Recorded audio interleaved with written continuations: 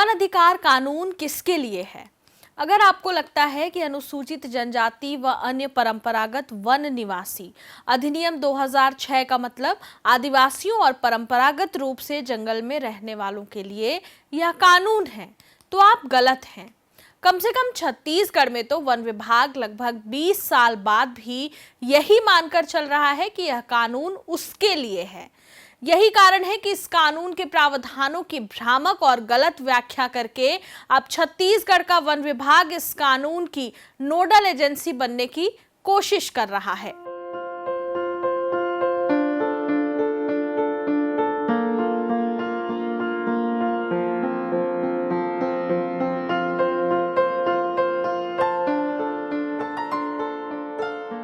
नमस्कार, जरूरी बात में आपका स्वागत है।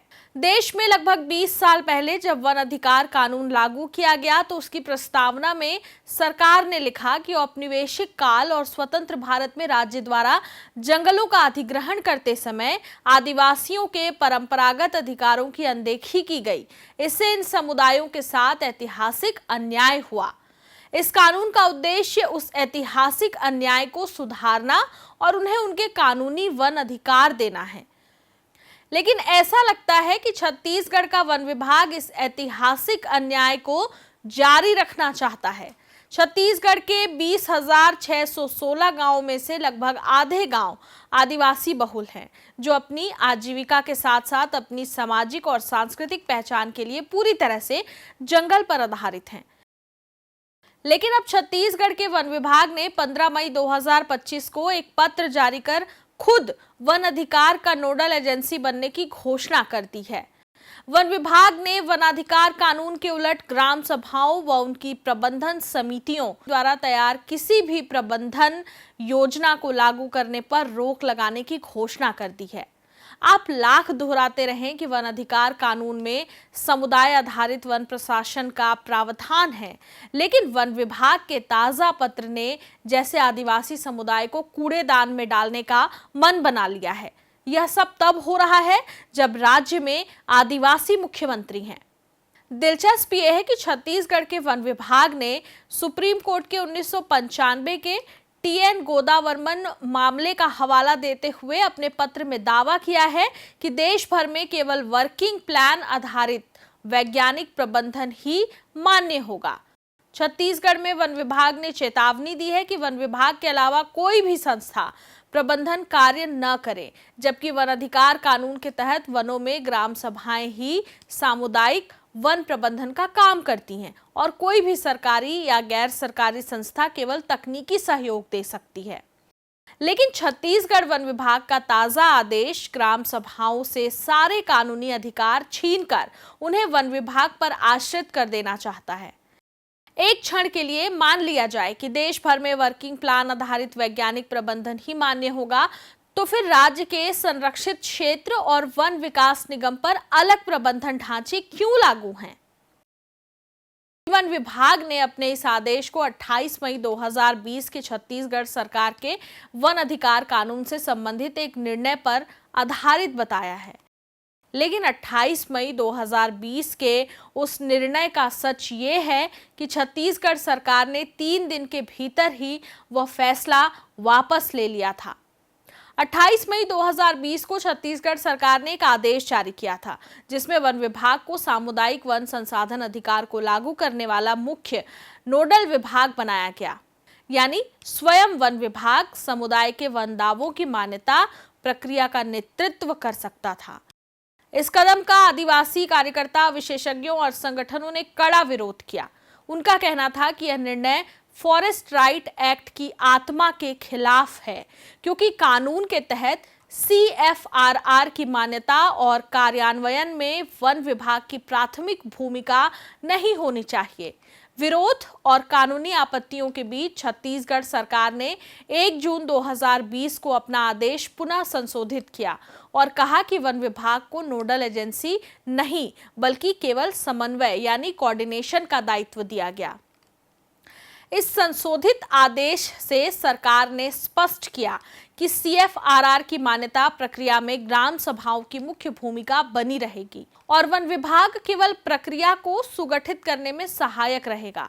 लेकिन इस संशोधन से अनजान वन विभाग ने सरकार के 5 साल पुराने रद्द किए गए आदेश को ही अपने नए आदेश का आधार बना लिया। सरकार के इस फैसले से छत्तीसगढ़ में काम करने वाले जन संगठन नाराज हैं। उनका आरोप है कि हाल के महीनों में छत्तीसगढ़ में हुई जबरन बेदखली और हजारों हेक्टेयर वन भूमि को कार्बन बाजार व खनन परियोजनाओं हेतु खोलने के प्रयास हुए हैं। ग्राम सभाओं को संसाधन प्रबंधन से अलग करने से वनों के कॉर्पोरेट नियंत्रण में जाने का खतरा दिखाई दे रहा है। देखिए, वन अधिकार मान्यता कानून के अंदर बहुत स्पष्ट रूप से ये प्रावधान है कि जो वनाश्रय समुदाय हैं उनके व्यक्तिगत और सामुदायिक अधिकारों की मान्यता के उपरांत जल जंगल जमीन के प्रबंधन को समुदाय केंद्रित बनाना और जो वन प्रशासन है उसका लोकतंत्रीकरण करना।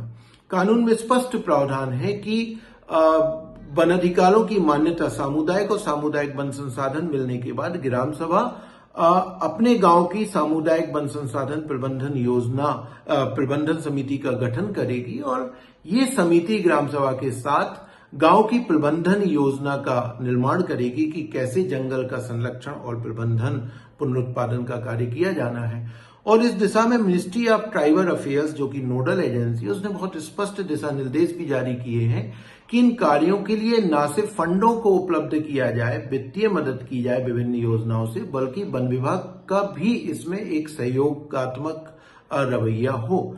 लेकिन ये बहुत स्पष्ट रूप से नजर आ रहा है कि वन विभाग का इस दिशा में सहयोग करने के बजाय बल्कि जो पूरा वानिकी के कार्य हैं, जो प्रबंधन संरक्षण के कार्य हैं, उनको अपने नियंत्रण में ही रखना चाहता है, समुदाय को उसमें शामिल नहीं करना चाहता। और पिछले दिनों जो बल्किंग प्लान का हवाला देते हुए आदेश जारी किया गया, ये उसी का हिस्सा है, उसी मानसिकता का हिस्सा है।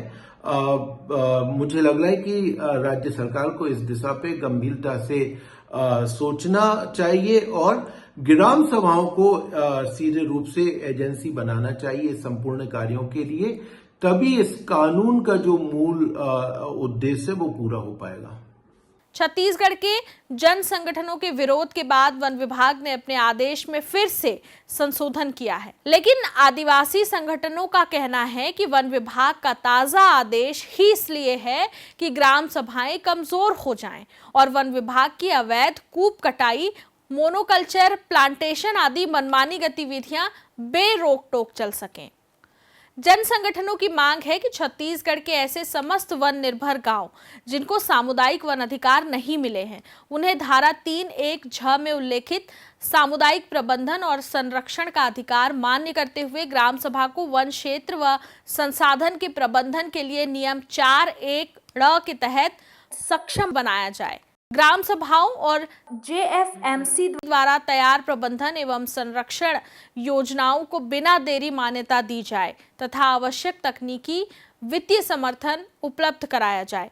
इसके अलावा सामुदायिक वानिकी के समस्त कार्य ग्राम सभा में गठित सामुदायिक वन संसाधन समिति द्वारा कराए जाएं।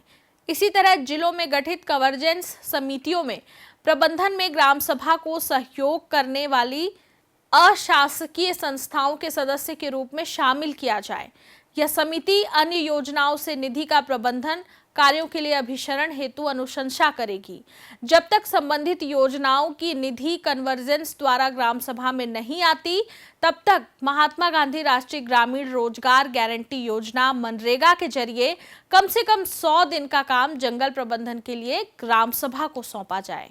यह आदेश ग्राम सभाओं और उनकी सीएफआर समितियों द्वारा तैयार की जा रही प्रबंधन योजनाओं पर रोक लगाने का प्रयास है, जो समुदाय आधारित वन प्रशासन की मूल भावना को नष्ट करने की कोशिश है।